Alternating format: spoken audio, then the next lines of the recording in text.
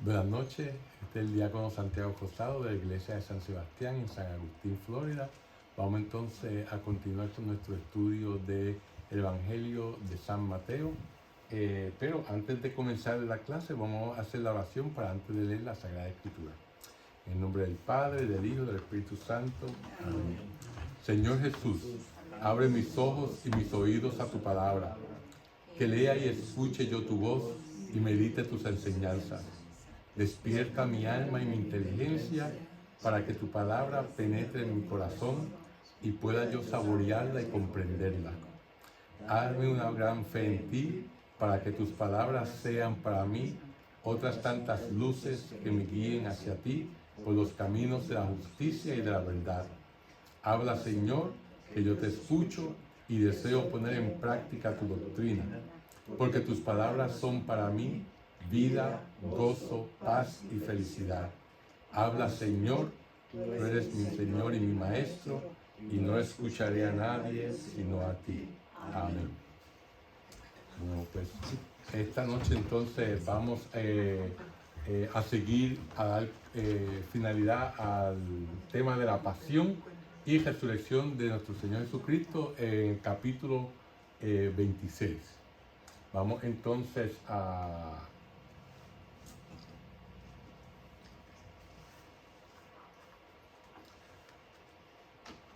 leer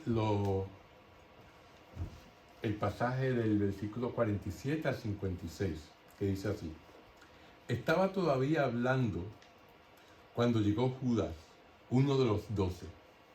Iba acompañado de una chusma armada con espadas y garrotes, enviada por los jefes de los sacerdotes y por las autoridades judías.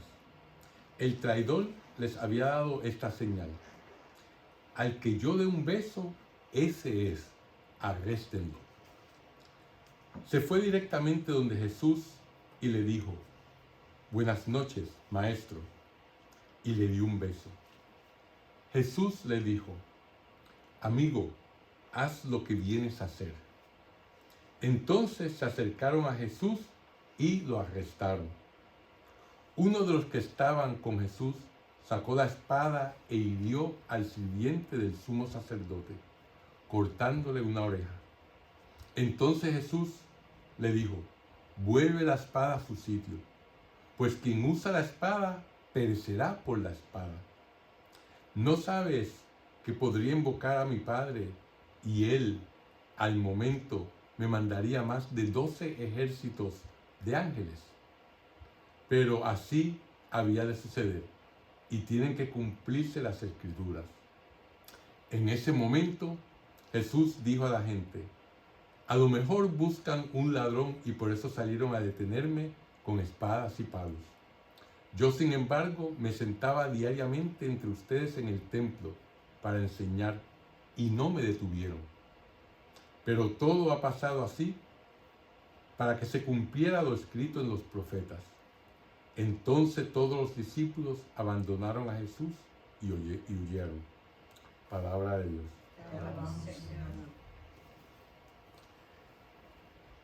Bueno, fíjense, la escena que acabamos de escuchar es muy rica en contrastes y manifiesta la grandeza del Señor. Judas, con un beso, que es un signo de amistad y veneración, lo traiciona. En cambio, para Jesús, Judas es el amigo que no conoce siquiera su verdadera función en todo este drama.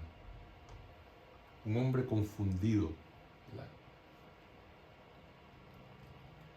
En el momento de ser arrestado, Jesús afirma una vez más la soberana libertad con que se somete al designio divino anunciado por los profetas, ¿verdad?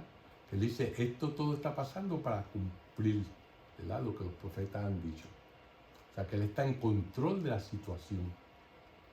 Los que venían a arrestarlo con palo y espada creían tenerlo en sus manos, pero en realidad el dueño de la situación es Jesús, ¿verdad?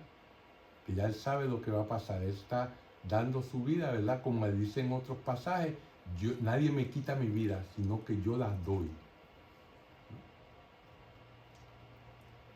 La expresión uno de los 12, cuando se refiere a Judas, acentúa la gravedad de la traición de Judas. El traidor pertenecía al círculo más íntimo de los discípulos de Jesús. Que Jesús tenía muchos discípulos, ¿verdad? Pero dentro de todos esos discípulos tenía estos 12, ¿verdad? Y aún dentro de estos 12 tenía todavía un círculo todavía más pequeño de los 3, ¿verdad? De Santiago, de Juan y de Pedro, ¿verdad? Que fue los que se llevó al momento de la transfiguración, ¿verdad? Fue los que se llevó aparte al momento de orar en Getsemaní.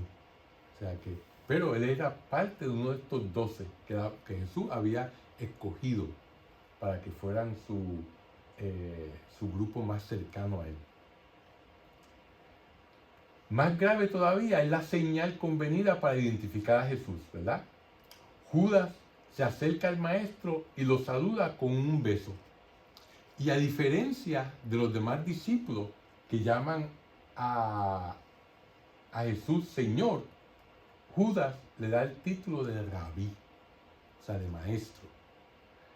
Como quien dice, él reconoce a Jesús como un maestro, como alguien que viene a enseñar, pero verdaderamente todavía no ha podido reconocer a Jesús como lo que él es, ¿verdad? El Hijo de Dios, ¿verdad? Así como lo reconoció Pedro, ¿verdad? Delante de todo ello, pero todavía con eso, esta manera como con la que él lo saluda y lo llama, nos deja entrever eso. La respuesta de Jesús al beso de Judas constituye uno de los enigmas del Nuevo Testamento, porque Jesús le dice, haz lo que has venido a hacer, ¿verdad? Una expresión un poco ambigua. Sin duda se trata de una expresión lingüística del lenguaje popular, dicen los estudiosos, los eruditos bíblicos, que traducida literalmente significa para lo que estás aquí, o más bien para lo que llegas, ¿verdad? La dificultad está en determinar su significado preciso en este contexto. ¿Qué es lo que significa en este contexto en el cual estamos leyendo? Lo más probable es que expresa un dolorido reproche de Jesús ante la presencia del traidor, ¿verdad?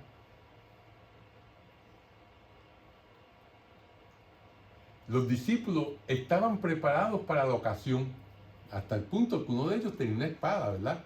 Sabían que iba a haber problemas.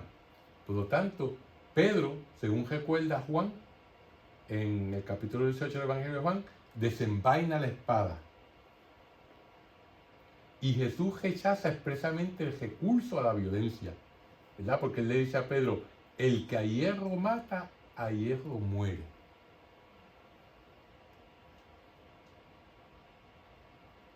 La referencia a las legiones de ángeles o ejércitos de ángeles que podrían cuidar a su defensa justifica la pasividad de Jesús en aquellas circunstancias. Como quien dice, yo tengo el poder de llamar a ejércitos de ángeles, pero sin embargo no lo voy a hacer, ¿verdad? Sin embargo me voy a someter a esto porque, como ya sabemos, esa es la voluntad del Padre, que fue lo que pasó en el huerto de Getsemaní, ¿verdad? Donde él sudó gotas de sangre porque sabía lo que le iba a venir, pero sin embargo dijo que no se haga mi voluntad sino la tuya, ¿verdad? Por lo tanto, esto es otra expresión donde él se está dejando llevar para hacer la voluntad del Padre. La doble mención de las escrituras que vemos en los versículos 54 y 56 responde a esta misma finalidad y confirma la importancia que tiene para Mateo el cumplimiento de lo que escribieron los profetas. Como hemos dicho, Mateo, en varias ocasiones, Mateo está escribiendo a un grupo de personas que son una comunidad judía, un grupo de personas que se saben al dedillo el Antiguo Testamento, ¿verdad? Por lo tanto, él quiere demostrarle a ellos que el Jesús está cumpliendo todo aquello que el Antiguo Testamento había dicho sobre el Mesías. Y por eso Mateo en su evangelio uno de los que más cita los libros del Antiguo Testamento, ¿verdad? Como decía el profeta, como escribieron los profetas. Las escrituras predijeron hasta en sus menores detalles el desarrollo de la pasión, ¿verdad? Y eso, pues, como lo hemos visto anteriormente, por ejemplo, el profeta Isaías, en el capítulo 53 de Isaías, donde está la descripción del siervo sufriente, ¿verdad? Isaías detalla la pasión de Jesucristo, ¿verdad? Cómo la bofetean, cómo lo escupen, cómo se le ven las costillas, ¿verdad? De todos los golpes y de todo lo que ha pasado y así por el estilo, ¿verdad? Y que Él vino a pagar por los pecados de todos nosotros, de todo el pueblo. La pregunta del versículo 55, donde Jesús le dice, ¿soy acaso un ladrón que me vienen aquí a buscar con espada y palos, ¿verdad? Relaciona el gesto de Jesús con la figura del servidor sufriente, ¿verdad? En este capítulo 53, que fue, como dice en este versículo 12, dice, 9 y 12, dice, fue catalogado entre los malhechores. Se le trató como un malhechor. Por eso que hace referencia, ¿soy acaso un ladrón? La escena concluye tal como Jesús lo había preanunciado, con la cita del profeta Zacarías, ¿verdad? Que dice, todos los discípulos lo abandonaron y huyeron. ¿Verdad?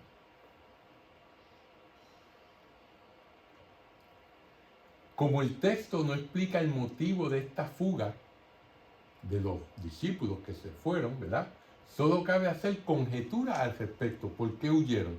¿Verdad? Ya estaban preparadas con espada y habían dicho antes en la última cena que vamos a estar contigo y uno de ellos dice, vamos a morir con él, ¿verdad? Y así, o sea que estaban ellos aparentemente mental y físicamente preparados.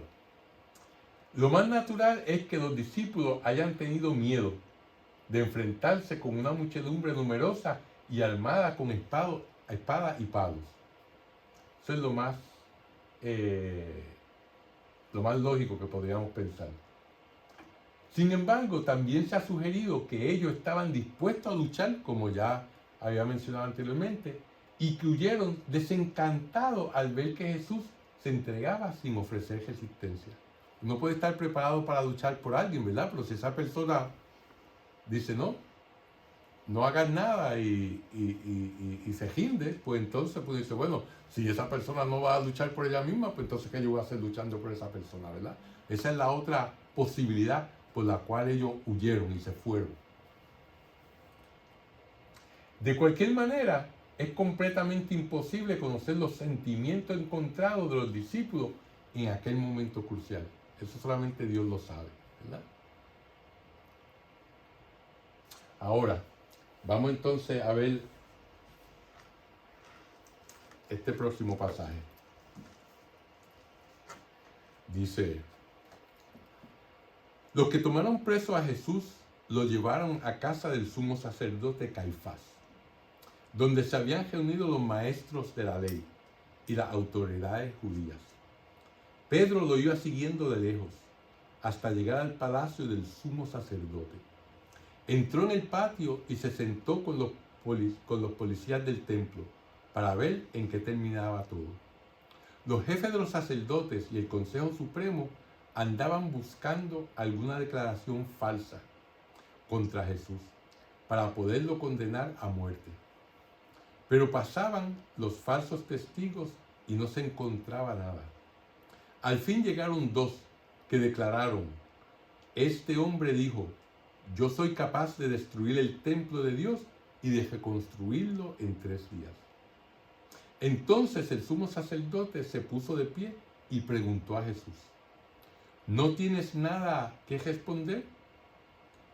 ¿Qué es esto que declaran en contra tuya? Pero Jesús se quedó callado. Entonces el sumo sacerdote le dijo, en el nombre del Dios vivo te ordeno que nos contestes. ¿Eres tú el Mesías, el Hijo de Dios? Jesús le respondió, así es, tal como tú lo has dicho. Y yo les digo más, a partir de ahora ustedes contemplarán al Hijo del Hombre sentado a la derecha del Dios Todopoderoso y lo verán venir entre las nubes del cielo. Entonces el sumo sacerdote se rasgó las ropas diciendo, ha blasfemado. ¿Para qué necesitamos más testigos? Ustedes mismos acaban de oír estas palabras blasfemas. ¿Qué deciden ustedes? Ellos contestaron, merece la muerte. Luego comenzaron a escupirle en la cara y a darle bofetadas, mientras otros lo golpeaban, diciéndole, Mesías, adivina quién te pegó. Palabra de Dios.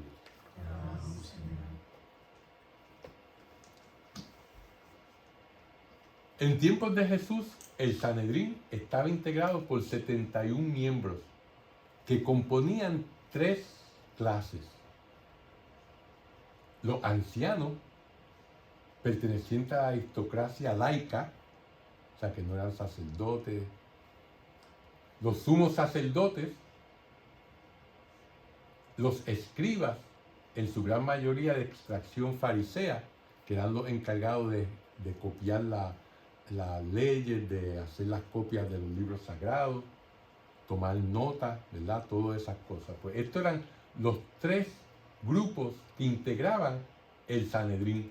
El Sanedrín no era solamente un cuerpo religioso, ¿verdad? Sino que era un cuerpo político, ¿verdad? Y hasta cierto punto, no en estos momentos, pero hasta un cuerpo de gobierno de la milicia, ¿verdad? El Sanedrín era, como decir, el Congreso con el presidente y la Cámara Jurídica que tenemos en nuestro país, todos juntos en este cuerpo, ¿verdad? Pasaban leyes y todo. Por lo tanto, era un cuerpo poderoso de la sociedad judía, ¿verdad? Por lo tanto, ante el Sanedrín fue que Jesús fue llevado. Al sumo sacerdote a cargo le correspondía la presidencia de este cuerpo. Él era el que presidía, era el jefe de este cuerpo. Según la versión de Mateo, el proceso tiene lugar en el palacio del sumo sacerdote Caifás, que es el mismo sitio donde el Sanedrín había decidido arrestar a Jesús y hacerlo morir, como vimos en los versículos 3 y 5 de este capítulo. Es difícil saber si en la época del Nuevo Testamento el Sanedrín gozaba de plena competencia para imponer la pena capital, ¿verdad? Como anterior a la dominación romana. Algunos piensan que sí. Según otros, el tribunal judío podía llevar a cabo un proceso informativo, ¿verdad? Pero al procurador romano le correspondía dictar y ejecutar la sentencia de muerte. O sea que ellos podían juzgar y enviarle la información y la recomendación que ellos tenían al procurador romano, que era el que al fin y al cabo tenía la autoridad máxima, ¿verdad? En aquel entonces. Esta última opinión parece ser la más probable, ¿verdad? La búsqueda de falsos testigos deja en claro desde el comienzo la inocencia de Jesús y la mala fe de sus acusadores, que tenían que pagarle, traer gente para que diera testimonios falsos. Aunque al principio esa búsqueda parece infructuosa, o sea, no pueden encontrar personas, al fin comparecen 2 testigos. Y 2 testigos era el mínimo indispensable para que un testimonio sea válido, ¿verdad? Y eso viene ya desde el libro de Deuteronomio, que dice que tienen que haber por lo menos 2 personas, ¿verdad? Y eso lo vemos a través de, por ejemplo, ¿se acuerdan la historia en el libro de Daniel, de Susana, la que la acusan injustamente de haber sido infiel al marido? ¿Quiénes eran? 2 testigos, ¿verdad? Se necesitaban 2 testigos para decir lo mismo, ¿verdad? Y después Daniel lo separó y cuando lo interrogaron se dieron cuenta que estaban mintiendo, ¿verdad? La historia de la casta Susana. Pues por lo tanto, lo mínimo que se requería eran 2 testigos para que una acusación o un testimonio sobre lo que la persona había hecho fuera válido ante el Sanedrín o cualquier otro cuerpo jurídico en aquella época. A continuación, la escena descrita por Mateo comprende 2 fases.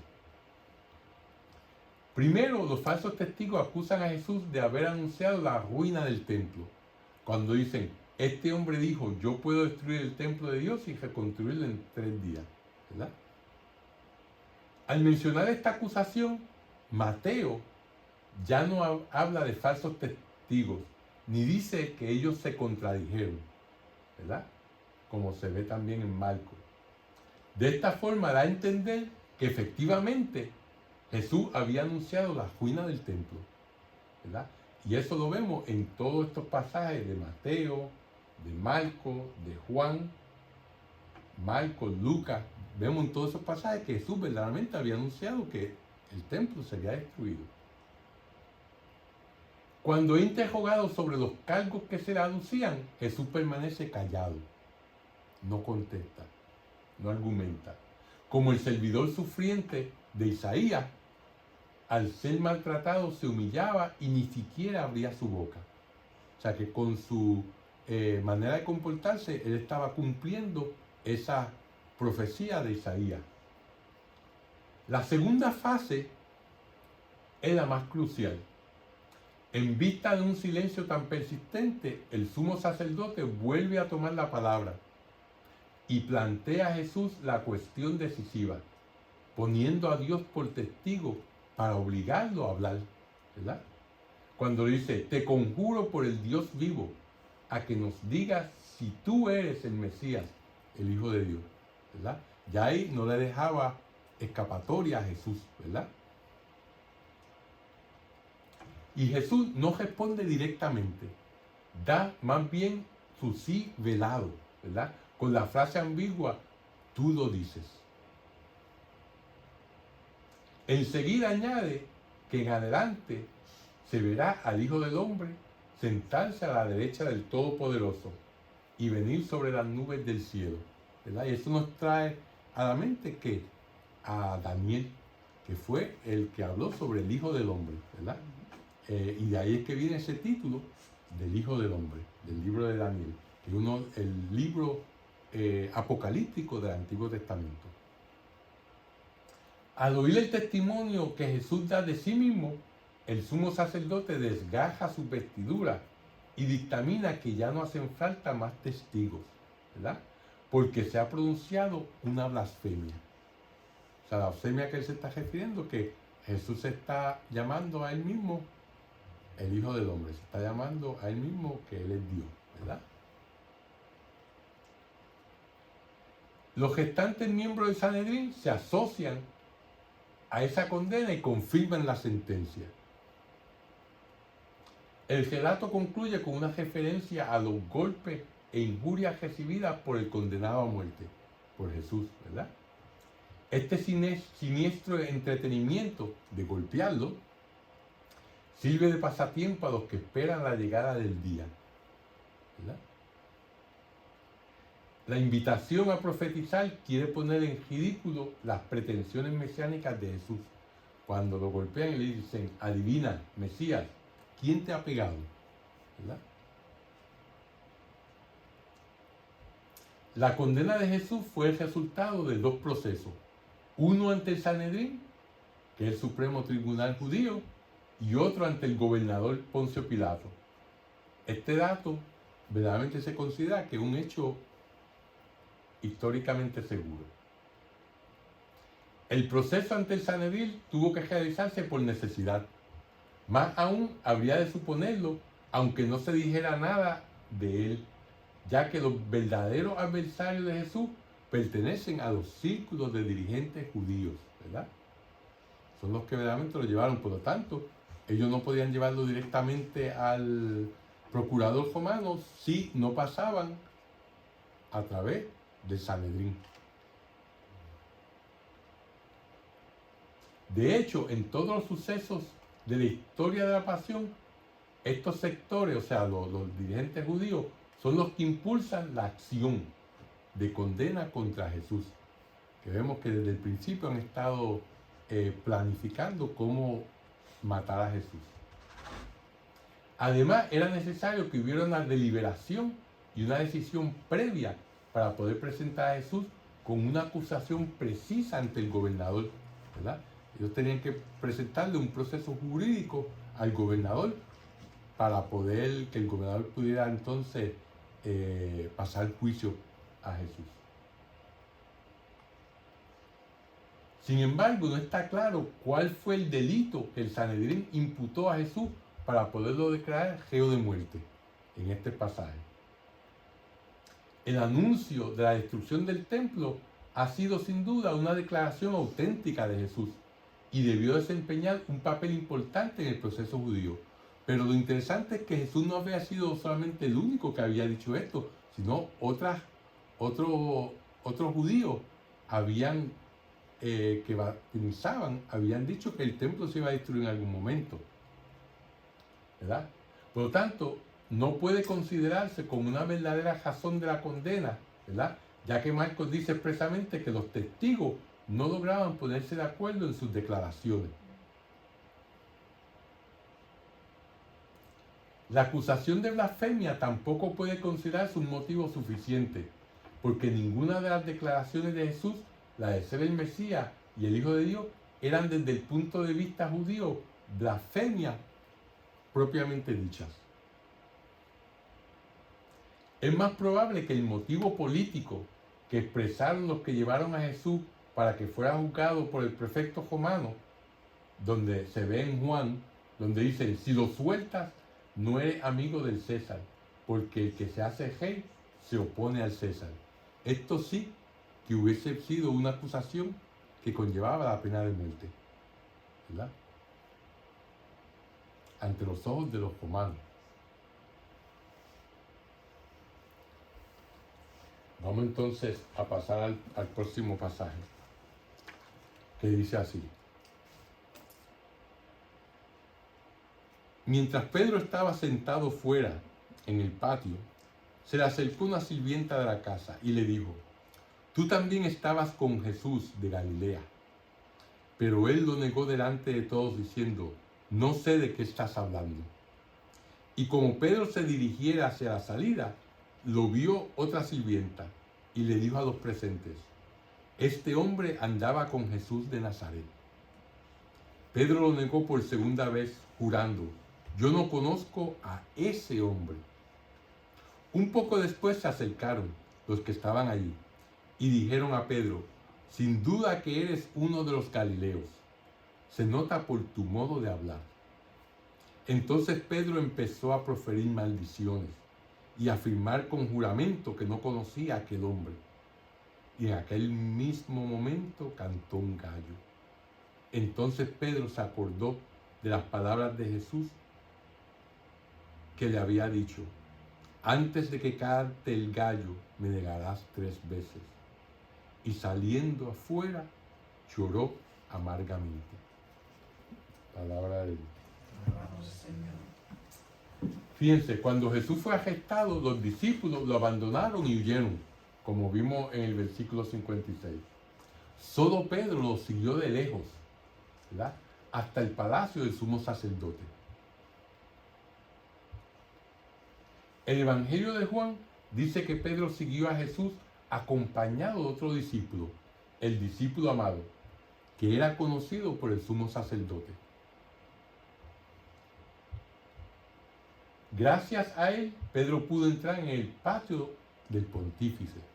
Esto es algo que muchos eruditos bíblicos dicen que el discípulo amado, ¿verdad?, si era conocido el sumo sacerdote, tenía que haber sido una persona de una estrata social un poco más alta, ¿verdad?, que la de los pescadores. Y tenía que haber sido alguien que fuera bien educado. Por eso cuando se habla de el discípulo amado como el autor del Evangelio de Juan, pues se puede explicar porque este Evangelio está escrito a un nivel literario mucho más alto que los sinópticos, el de Mateo, el de Marco y el de Lucas, ¿verdad?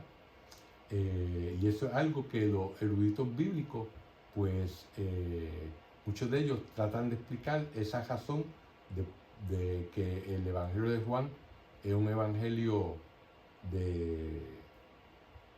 pues de una valía literaria más alta que los demás, ¿verdad? Por el hecho de que era una persona muy bien educada, al punto de que era conocido por el sumo sacerdote. Y obviamente el sumo sacerdote no se codiaba con personas de una estrata social baja. Cosas que uno tiene que mantener. Pero todo eso no hay nada específico y claro, ¿verdad? De esa manera. Ahora, vemos a Pedro sentado fuera en el patio, ¿verdad? Y ahí se le acerca una sirvienta y le dice que también él había estado con Jesús el Galileo. Esta expresión, Jesús el Galileo, es la única expresión en todo el Nuevo Testamento que se llama así, aquí en este pasaje. Pedro niega haber conocido a Jesús y esta primera negación tiene lugar delante de todos, ¿verdad? Hecho que aumenta la gravedad de la falta de negar a Jesús. La simple declaración de ignorancia, no sé lo que quieres decir, intensifica en gran medida la serie de la triple negación que vamos a ver. Las personas que provocan las negaciones de Pedro no son siempre las mismas. Primero es una sirvienta, luego otra criada, y finalmente todos los que estaban cerca que reconocieron a Pedro por su acento característico de Galilea.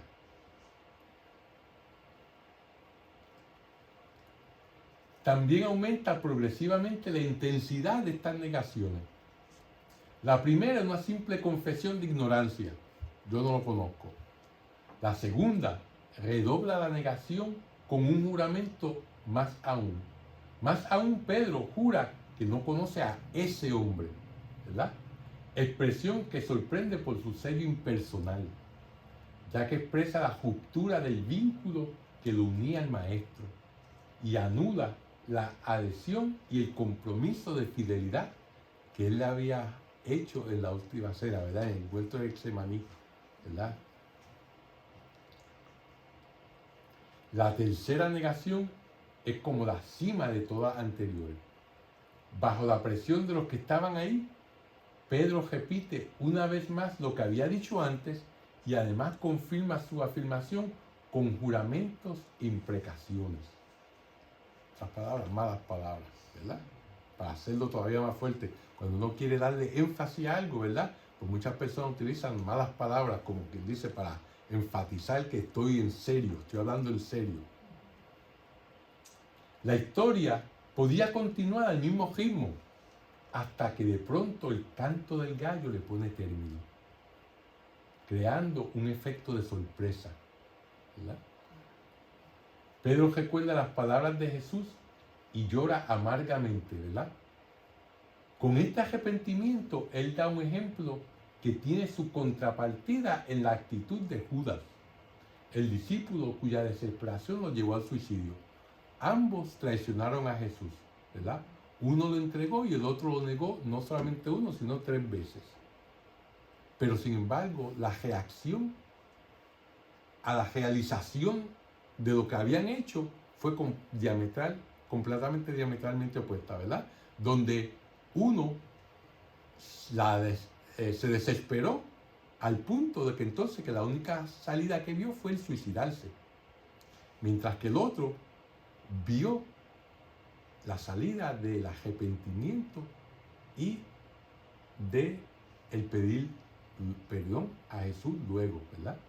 O sea, se acordó, se dio cuenta de que la misericordia de Dios, de Jesús, era mucho más grande que lo que él pudo haber cometido, y por eso entonces recibió la gracia del arrepentimiento, y por eso entonces lloró amargamente. Pedro ocupa un lugar excepcional en el primer evangelio. Mateo le atribuye un papel que lo distingue de sus compañeros. Con frecuencia, él es el portavoz de los demás y aparece como la personificación del auténtico seguidor de Jesús, ¿verdad? Él es el que reconoce a Jesús como el Mesías, ¿verdad? Él es el que cuando Jesús le dice a los discípulos que tienen que comer su cuerpo y beber su sangre para tener vida en él, y los discípulos, la mayoría se va, y él se mira a los 12 y le dice, ¿y ustedes están bien? ¿Me van a abandonar? Y Pedro el que sale y dice, no Señor, ¿para quién vamos? Si solamente tú tienes palabras de vida eterna. O sea, que Pedro siempre ha sido ese portavoz del grupo, ¿verdad? El que, por eso Mateo y Juan nos dejan saber que sí, que él es uno de los apóstoles, pero él es el cabecilla. Pedro, iluminado por una revelación que no procede de la carne y la sangre, él confía a Jesús como el Mesías, el Hijo de Dios viviente.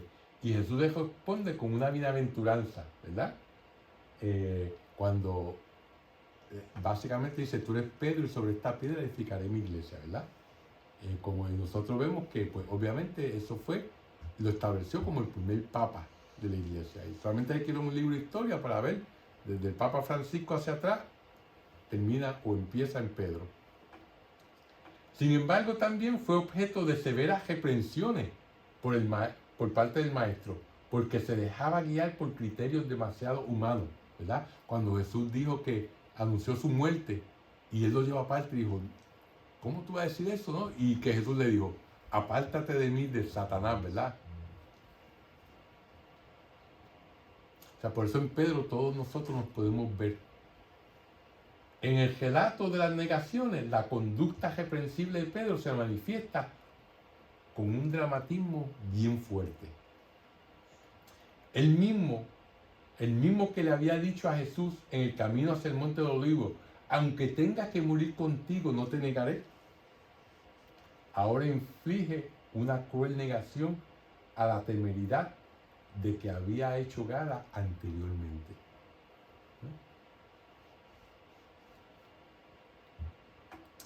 Estos dos aspectos, lejos de ser irreconciliables, se complementan y pueden servir de advertencia a todos los discípulos de Jesús, incluidos los investidos de autoridad, ¿verdad? ¿Por qué? Porque de un modo especial este pasaje invita a evitar ser presuncioso y el que nosotros solamente confiemos en nuestras fuerzas, ¿verdad? Y no en las de Dios. Pedro dijo, no, aunque todos te nieguen, yo no te negaré, ¿verdad? Pero eso solamente venía de él, ¿verdad? Y nosotros pues también muchas veces somos presunciosos. Creemos que podemos darle frente a las tentaciones sin la ayuda de Dios, ¿verdad? Y solamente con la ayuda de Dios que podemos vencer las tentaciones y podemos ser fuertes, ¿verdad? Nuestra fortaleza viene de Dios, no de nosotros. Cuando creemos que somos fuertes nosotros, pues entonces caemos. Y así tenemos ejemplos en toda la historia bíblica. El ejemplo de Sansón, ¿verdad? Que solamente confió en su fuerza y cayó en la tentación de Dalila, que le cortó el pelo y ahí lo cogieron los filisteos. El ejemplo de David, un hombre que cercano al corazón de Dios, pero que sin embargo entonces se alejó de Dios y entonces sedujo a una mujer y mató al marido, o sea, cayó en el pecado porque pues se confió, dejó ir al ejército y se quedó en el palacio, ¿verdad? Y así por el estilo tenemos mucha historia de hombres santos que confiaron solamente en su fuerza y ahí entonces fue que cayeron en la tentación. Pues por tanto, nosotros como discípulos de Jesús tenemos que confiar en la fuerza que Dios nos da, en la gracia que Él nos da para que nosotros poder luchar y evitar el orgullo de creernos que nosotros de por sí somos fuertes. Mientras más nos acercamos a Jesús y más vemos que Él nos ayuda a ser santos y a llevar una vida, pues podemos caer en la tentación de creernos ya autosuficientes y nunca en esta vida seremos autosuficientes. Siempre tenemos que tener a Dios y a Jesucristo de nuestra parte para poder darle batalla al mal, al demonio, a las tentaciones, a la carne, al mundo, que son nuestros enemigos, ¿verdad? Y con ese pensamiento los dejo esta noche. ¿Okay? Vamos entonces a hacer nuestra oración al terminar nuestra clase, en nombre del Padre, del Hijo y del Espíritu Santo. Amén. Dios te salve María, llena eres de gracia, el Señor es contigo, bendita tú eres entre todas las mujeres, y bendito es el fruto de tu vientre Jesús. Santa María, Madre de Dios, ruega por nosotros pecadores, ahora y en la hora de nuestra muerte. Amén. Que en nombre del Padre, del Hijo y del Espíritu Santo. Amén.